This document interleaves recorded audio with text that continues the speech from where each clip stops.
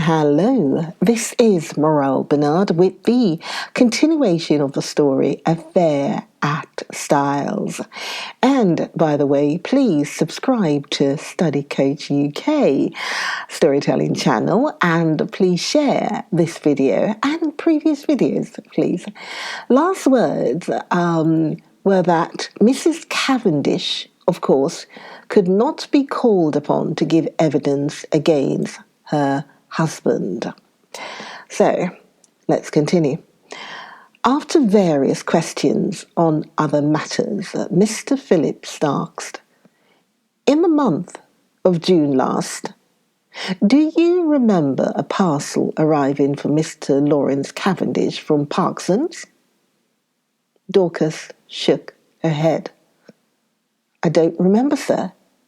It may have done. But Mr. Lawrence was away from home part of June." In the event of a parcel arriving for him whilst he was away, what would be done with it? It would either be put in his room or sent on after him. By you? No, sir. I should leave it on the hall table. It would be Miss Howard who would attend to anything like that. Evelyn Howard was called, and after examined on other points was questioned as to the parcel. "Don't remember. Lots of parcels come. Can't remember one special one." "You do not know if it was sent after Mr. Lawrence Cavendish to Wales, or whether it was put in his room?" "Don't think it was sent after him. Should have remembered it if it was." Supposing a parcel arrived addressed to Mr. Lawrence Cavendish and afterwards it disappeared. Should you remark its absence? No, don't think so. I should think someone had taken charge of it. I believe, Miss Howard, that it was you who found the sheet of brown paper. He held up the same dusty piece which Poirot and I had examined in the morning room at Styles. Yes, I did. How did you come to look for it? The Belgian detective who was employed on the case asked me to search for it. Where did you eventually discover it? On the top of a wardrobe. On top of the prisoner's wardrobe. I believe so. Did you not find it yourself? Yes. Then you must know where you found it. Yes, it was on the prisoner's wardrobe. That is better. An assistant from Parkson's theatrical costumers testified that on June 29th they had supplied a black beard to Mr. L. Cavendish as requested. It was ordered by letter and a postal order was enclosed. No, they had not kept the letter. All transactions were entered in their books. They had sent the beard as directed to L. Cavendish, Esquire, Styles Court. Sir Ernest Heavyweather rose ponderously. Where was the letter written from? From Styles Court. The same address to which you sent the parcel? Yes. And the letter came from there? Yes. Like a beast of prey, Heavyweather fell upon him. How do you know? I don't understand. How do you know that letter came from Styles? Did you notice a postmark? No, but... You did not notice the postmark, and yet you affirm so confidently that it came from Styles. It might in fact have been any postmark. Yes. In fact, the letter, though written on stamped notepaper, might have been posted from anywhere, from Wales, for instance. The witness admitted that such might be the case, and Sir Ernest signified that he was satisfied. Elizabeth Wells, second housemaid at Styles, stated that after she had gone to bed, she remembered that she had bolted the front door instead of leaving it on the latch as Mr. Inglethorpe had requested. She had accordingly gone downstairs again to rectify her error. Hearing a slight noise in the west wing, she had peeped along the passage and had seen Mr. John Cavendish knocking at Mrs. Inglethorpe's door. Sir Ernest Heavyweather made short work of her, and under his unmerciful bullying she contradicted herself hopelessly, and Sir Ernest sat down again with a satisfied smile on his face. With the evidence of Annie as to the candle grease on the floor, and as to seeing the prisoner take the coffee into the boudoir, the proceedings were adjourned until the following day. As we went home, Mary Cavendish spoke bitterly against the prosecuting counsel. That hateful man! What a net he has drawn around my poor John! How he twisted every little fact until he made it seem what it wasn't. Well, I said consolingly, it will be the other way about tomorrow. Yes, she said meditatively, then suddenly dropped her voice. Mr. Hastings, you do not think, surely, it could not have been Lawrence? Oh no, that could not be. But I myself was puzzled, and as soon as I was alone with Poirot, I asked him what he thought Sir Ernest was driving at. Ah, said Poirot appreciatively, he is a clever man, that Sir Ernest. Do you think he believes Lawrence guilty? I do not think he believes or cares anything. No. What he's trying for is to create such confusion in the minds of the jury that they are divided in their opinion as to which brother did it. He is endeavouring to make out that there is quite as much evidence against Lawrence as against John, and I'm not at all sure that he will not succeed. Detective Inspector Japp was the first witness called when the trial was reopened, and gave his evidence succinctly and briefly, after relating the earlier events he preceded. Acting on information received, Superintendent Summerhay and myself searched the prisoner's room during his temporary absence from the house. In his chest of drawers, hidden beneath some underclothing, we found, first, a pair of gold-rimmed prints similar to those worn by Mr. Inglethorpe. These were exhibited. Secondly, this fowl. The fowl was that already recognized by the chemist assistant. A tiny bottle of blue glass containing a few grains of a white crystalline powder and labeled strychnine, hydrochloride, poison. A fresh piece of evidence discovered by the detective since the police court proceeding was a long, almost new piece of blotting paper. It had been found in Mrs. Inglethorpe's cheque-book, and on being reversed at a mirror, showed clearly the words ERYTHING, of which I die, possessed, I leave to my beloved husband, Alfred ING. ... This placed beyond question the fact that the destroyed will had been in favour of the deceased lady's husband. Japp then produced the charred fragment of paper recovered from the grate, and this, with the discovery of the beard in the attic, completed his evidence. But Sir Ernest's cross-examination was yet to come.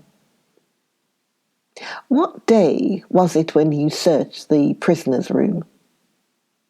Tuesday, the 24th of July. Exactly a week after the tragedy. Yes.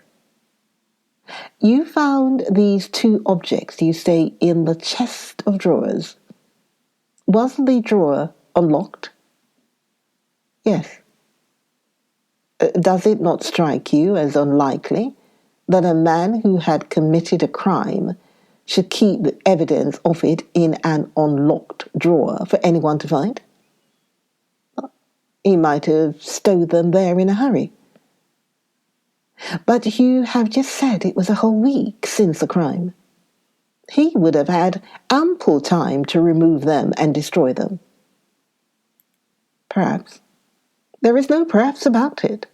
Would he or would he not have had plenty of time to remove and destroy them?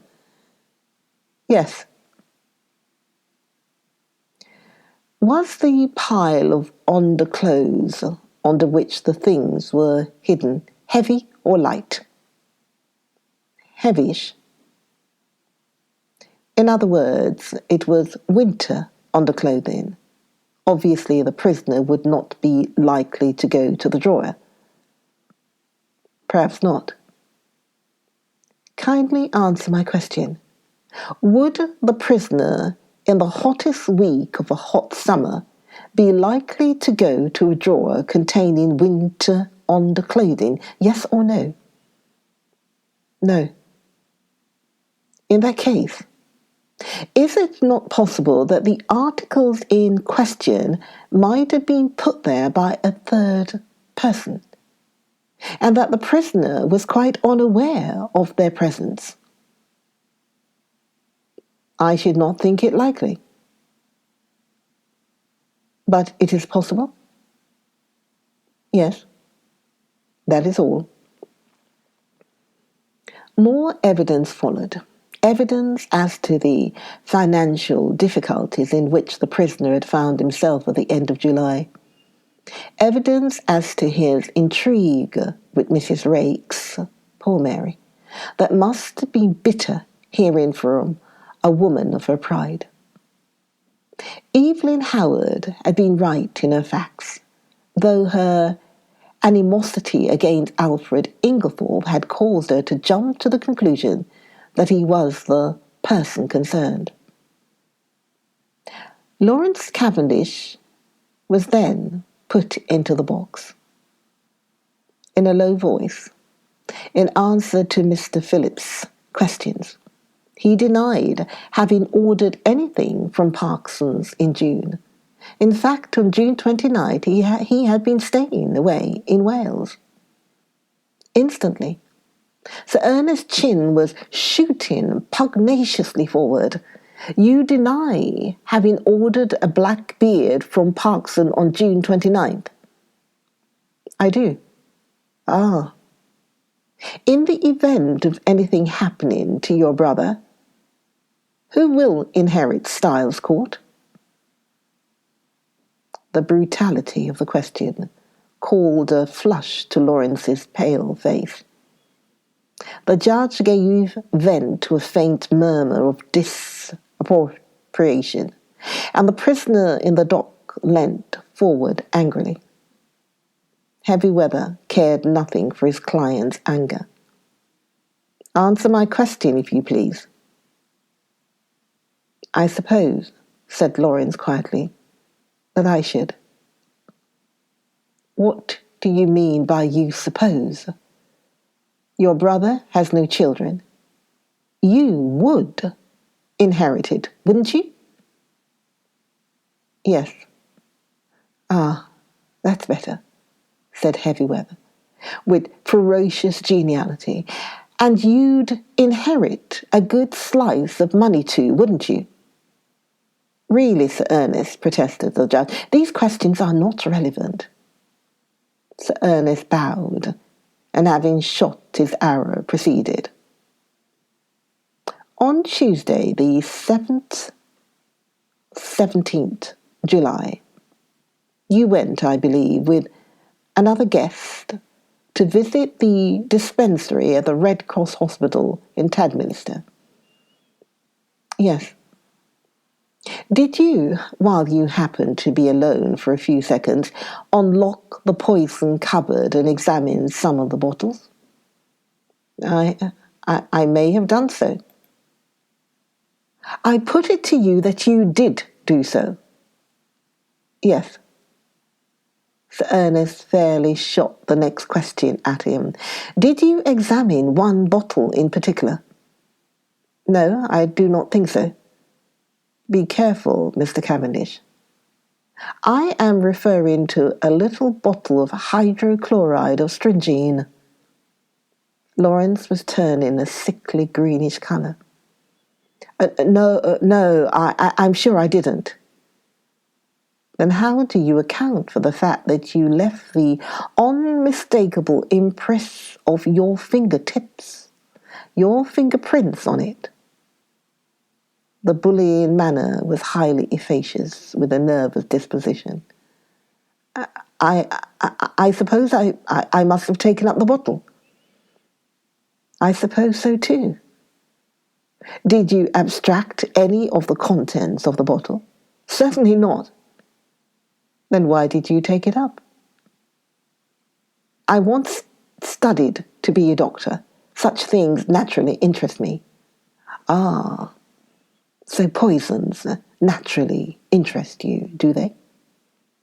Still, you waited to be alone before gratifying that interest of yours. That was pure chance. If the others had been there, I should have done just the same. Still, as it happens, the others were not there. No, but... In fact, during the whole afternoon you were only alone for a couple of minutes, and it happened, I say happened, it happened, to be during those 2 minutes that you displayed your natural interest in hydrochloride of strychnine. Lawrence stammered pitifully. I with a satisfied and expressive countenance, Sir Ernest observed, I have nothing more to ask you, Mr. Cavendish. This bit of cross-examination had caused great excitement in court. The heads of the many fashionable attired women present were busily laid together, and their whispers became so loud that the judge angrily threatened to have the court cleared if there was not immediate silence. There was little more evidence. The handwriting experts were called upon for their opinion of the signature of Alfred Inglethorpe in the chemist's poisoned register. They all declared unanimously that it was certainly not his handwriting, and gave it as their view that it might be that of the prisoner disguised. Cross-examined, they admitted that it might be the prisoner's handwriting cleverly counterfeited. Sir Ernest Heavy-Weather's speech in opening the case for the defence was not a long one, but it was backed by the full force of his emphatic manner. Never, he said, in the course of his long experience, had he known a charge of murder rest on slight evidence. Not only was it entirely circumstantial, but the greater part of it was practically unproved. Let them take the testimony they had heard and sift it impartially. The strychnine had been found in a drawer in the prisoner's room. That drawer was an unlocked one, as he had pointed out, and he submitted that there was no evidence to prove that it was the prisoner who had concealed the poison there. It was, in fact, a wicked and malicious attempt on the part of some third person to fix the crime on the prisoner. The prosecution had been unable to produce a shred of evidence in support of their contention that it was the prisoner who ordered the black beard from Parkson. The quarrel which had taken place before between prisoner and his stepmother, was freely admitted. But both it and his financial embarrassments had been grossly exaggerated.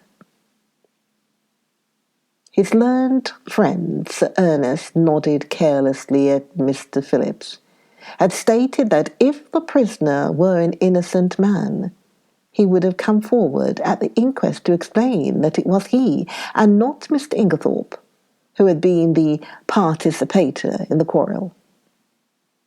He thought the facts had been misrepresented.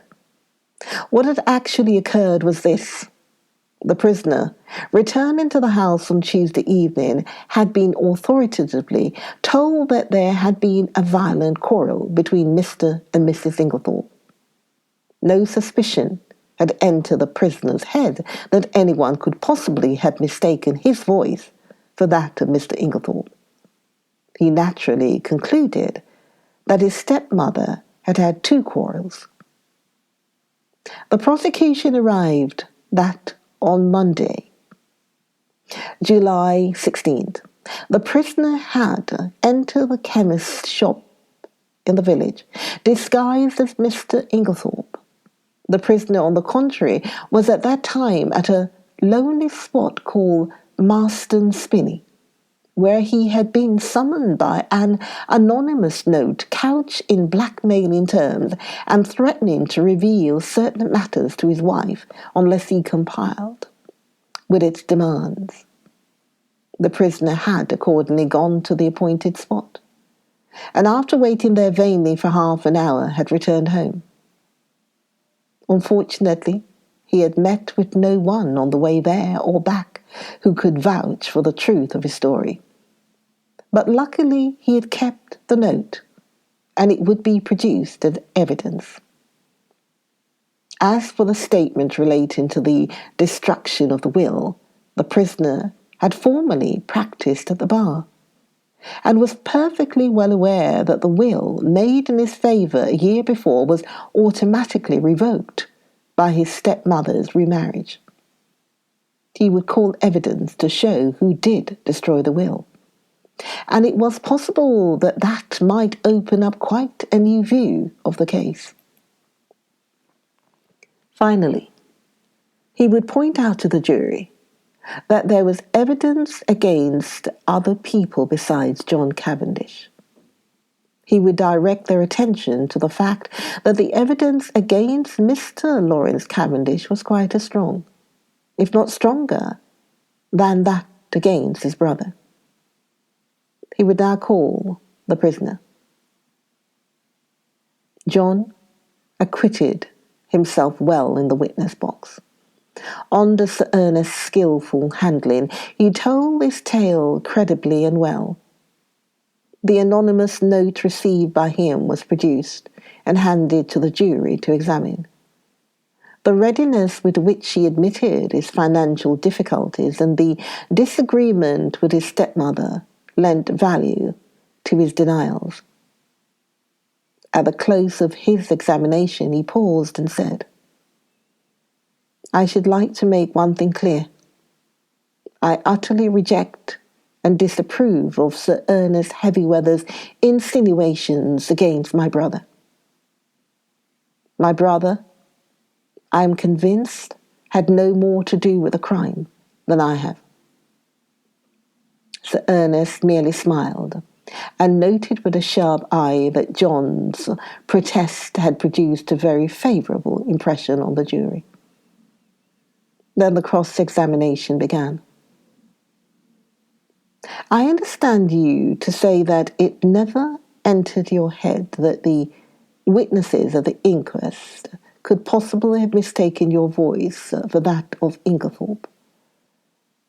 Is not that very surprising?" "No, I don't think so. I was told there had been a quarrel between my mother and Mr. Inglethorpe, and it never occurred to me that such was not really the case. Not when the servant Dorcas repeated certain fragments of the conversation, fragments which you must have recognized. I did not recognize them. Your memory must be unusually short. No, but we were both angry, and I think said more than we meant. I paid very little attention to my mother's actual words. Mr. Phillips' incredulous sniff was a triumph of forensic skill. He passed on to the subject of the note. You have produced this note very opportunely. Tell me, is there nothing familiar about the handwriting of it? Not that I know of. Do you not think that it bears a marked resemblance to your own handwriting, carelessly disguised? No, I do not think so. I put it to you that it is your own handwriting. No, I put it to you that, anxious to prove an alibi, you conceived the idea of a fictitious and rather incredible appointment and wrote this note yourself in order to bear out your statement. No. Is it not a fact that, at the time you claim to have been waiting about at a solitary and unfrequented spot, you were really in the chemist's shop in Style, St. Mary, where you purchased stringing in the name of Alfred Inglethorpe? No, that is a lie. I put it to you that, wearing a suit of Mr. Inglethorpe's clothes with a black beard trimmed to resemble his, you were there and signed the register in his name. That is absolutely untrue. Then I will leave the remarkable similarity of handwriting between the note, the register, and your own to the consideration of the jury, said Mr. Phillips, and sat down with the air of a man who has done his duty, but who was nevertheless horrified by such deliberate perjury.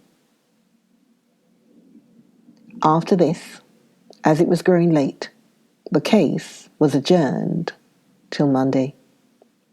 Let's adjourn. Let's adjourn for now, and I will be back. Do join me. Join me for the next video, Affairs at Styles. Join me, Morel Bernard, for the next video of Affair at Styles. I'll see you then. Okay, bye.